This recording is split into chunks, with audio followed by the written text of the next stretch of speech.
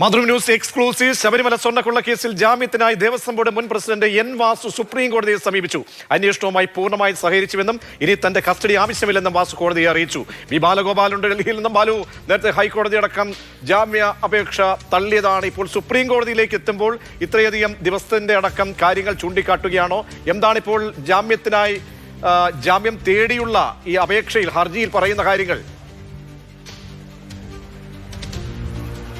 ഈ ശബരിമല സ്വർണ്ണക്കൊള്ളയുമായി ബന്ധപ്പെട്ട കേസിൽ നേരത്തെ എൻ വാസുവിന്റെ, ദേവസ്വം ബോർഡ് മുൻ പ്രസിഡന്റായ എൻ വാസുവിന്റെ ജാമ്യാപേക്ഷ കേരള ഹൈക്കോടതി തള്ളിയിരുന്നു.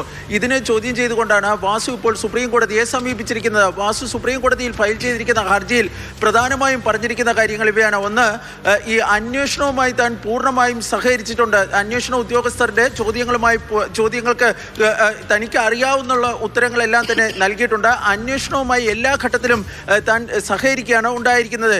ഇനി തന്റെ കസ്റ്റഡി ആവശ്യമില്ല എന്നാണ് വാസു സുപ്രീം കോടതിയിൽ ഫയൽ ചെയ്തിരിക്കുന്ന ഈ ജാമ്യ ഹർജിയിൽ ചൂണ്ടിക്കാണിച്ചിരിക്കുന്നത്.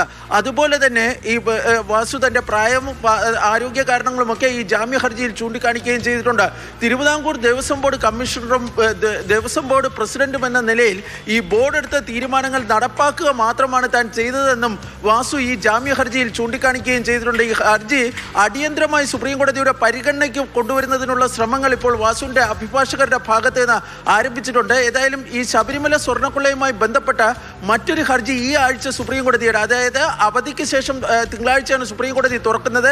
7-ാം തീയതി KP ശങ്കരദാസ്, തിരുവിതാംകൂർ ദേവസ്വം ബോർഡിന്റെ മുൻ അംഗമായ KP ശങ്കരദാസിന്റെ ഹർജി സുപ്രീം കോടതി പരിഗണിക്കാനുള്ള സാധ്യതയുണ്ട്. അതായത് നേരത്തെ ഈ ശങ്കരദാസിനെയും അതുപോലെ തന്നെ അന്നത്തെ ദേവസ്വം ബോർഡിനെയും സംബന്ധിച്ച് കേരള ഹൈക്കോടതി നടത്തിയ പരാമർശങ്ങളിലെ, ഗുരുതരമായ പരാമർശങ്ങളിലെ ചില വാക്യങ്ങൾ, ചില ഖണ്ഡികകൾ നീക്കം ചെയ്യണമെന്ന് ആവശ്യപ്പെട്ടുകൊണ്ട് ശങ്കർദാസ് നൽകിയ ഹർജി ഈ 7-ാം തീയതി സുപ്രീം കോടതി പരിഗണിക്കാൻ സാധ്യതയുണ്ട്. അതിനിടയിലാണ് ഈ എൻ വാസു തന്റെ ജാമ്യം ആവശ്യപ്പെട്ടുകൊണ്ട് സുപ്രീം കോടതിയെ ഇപ്പോൾ സമീപിച്ചിരിക്കുന്നത്. ഏതായാലും തിരുവിതാംകൂർ ദേവസ്വം ബോർഡിൽ ശബരിമല സ്വർണ്ണക്കൊള്ളയുമായി ബന്ധപ്പെട്ട 2 സുപ്രധാനമായ ഹർജികൾ ഈ വരും ആഴ്ച സുപ്രീം കോടതിയുടെ പരിഗണനയ്ക്ക് വരാനാണ് സാധ്യത എന്നാണ് കോടതിയുമായി ബന്ധപ്പെട്ട കേന്ദ്രങ്ങളിൽ നിന്ന് ഹൈക്കോടതി മോണിറ്റർ ചെയ്യുകയാണ്. അതിൽ അന്വേഷണം നടന്നുകൊണ്ടിരിക്കുന്നു. മാത്രമല്ല, ശബരിമല തൊണ്ടി മുതലടക്കം എങ്ങോട്ട് കൊണ്ടുപോയി എന്നടക്കമുള്ള ഒരു കാര്യത്തിൽ ഒരു വ്യക്തത പോലും കൈവരിക്കാത്തൊരു സാഹചര്യമാണ്. പ്രബലരായ ആളുകളാണ്, മുൻ ദേവസ്വം ബോർഡിന്റെ പ്രസിഡന്റാണ്, രാഷ്ട്രീയമായിട്ടുള്ള പിന്തുണയുണ്ട്. അപ്പോൾ ഒരു ജാമ്യം നൽകുന്നത് ഈ ഒരു ഘട്ടത്തിൽ ഇത് അന്വേഷണത്തെ അടക്കം ബാധിച്ചേക്കാം എന്ന നിലപാടിലാണ് ഇപ്പോൾ SIT ഒക്കെ ഉള്ളത്. അപ്പോൾ സുപ്രീം കോടതിയിലേക്ക് എത്തുമ്പോൾ അടിയന്തര ശ്രദ്ധ തേടിക്കൊണ്ടുള്ള നീക്കത്തെ നമ്മൾ എങ്ങനെ കാണണം, എങ്ങനെ വിലയിരുത്തണം? ഇതൊരു ഒരു കണക്കിന് പറഞ്ഞു കഴിഞ്ഞാൽ ഇത് സ്വാഭാവികമായ ഒരു നടപടിക്രമമാണ്. കാരണം ഹൈക്കോടതിയിൽ ജാമ്യം നിഷേധിക്കപ്പെട്ടു. സ്വാഭാവികമായും ഒരു പ്രതി എന്ന നിലയിൽ വാസുവിനെ സംബന്ധിച്ച് അദ്ദേഹത്തിന്റെ അടുത്ത മാർഗം എന്ന് പറഞ്ഞു കഴിഞ്ഞാൽ മേൽക്കോടതിയായ സുപ്രീം കോടതിയെ സമീപിക്കുക എന്നതാണ്. പക്ഷേ സുപ്രീം കോടതിയെ സമീപിക്കുമ്പോൾ ഈ എൻ വാസു തന്റെ ജാമ്യ ഹർജിയിൽ പറഞ്ഞിരിക്കുന്ന പ്രധാനപ്പെട്ട കാര്യങ്ങൾ, അതായത് അന്വേഷണവുമായി പൂർണ്ണമായും സഹകരിച്ചു, ഈ അന്വേഷണ ഉദ്യോഗസ്ഥരുടെ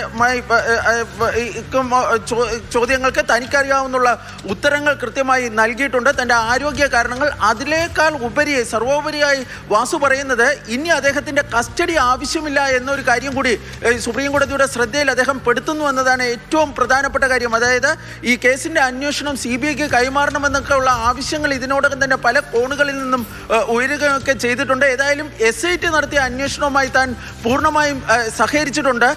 ആ സഹകരിച്ച സാഹചര്യത്തിൽ തന്റെ കസ്റ്റഡി ഇനി ആവശ്യമില്ല എന്നാണ് ഈ വാസു സുപ്രീം കോടതിയിൽ ഫയൽ ചെയ്തിരിക്കുന്ന ഈ ഹർജിയിൽ ചൂണ്ടിക്കാണിക്കുകയും ചെയ്തിരിക്കുന്നത്. നേരത്തെ ഈ ശബരിമല സ്വർണ്ണക്കൊള്ളയുമായി ബന്ധപ്പെട്ട് ദേവസ്വം ബോർഡ് മുൻ സെക്രട്ടറിയായ ജയശ്രീയുടെ ഹർജി പരിഗണിച്ചിരുന്നത് ജസ്റ്റിസ് ദിബാങ്കർ ദത്തയുടെ അധ്യക്ഷതയിലുള്ള ബെഞ്ചായിരുന്നു. ആ ബെഞ്ചിന് മുമ്പാകെ ആയിരിക്കും സ്വാഭാവികമായും ഈ ശങ്കർദാസിന്റെ ഹർജി വരുന്നത്. അതേ ബെഞ്ച് തന്നെയാകാം ഒരുപക്ഷെ ഈ വാസുവിന്റെ ഹർജിയും പരിഗണിക്കാൻ സാധ്യത എന്നാണ് ലഭിക്കുന്ന വിവരം. ഏതായാലും ഈ വരുന്ന ആഴ്ച ശബരിമല സ്വർണ്ണക്കൊള്ളയുമായി ബന്ധപ്പെട്ട 2 സുപ്രധാനമായ ഹർജികൾ സുപ്രീം കോടതിയുടെ പരിഗണനയ്ക്ക് വന്നേക്കുമെന്നാണ് ഇപ്പോൾ കോടതിയുമായി ബന്ധപ്പെട്ട കേന്ദ്രങ്ങൾ വ്യക്തമാക്കുന്നത്. പ്രജീഷ്.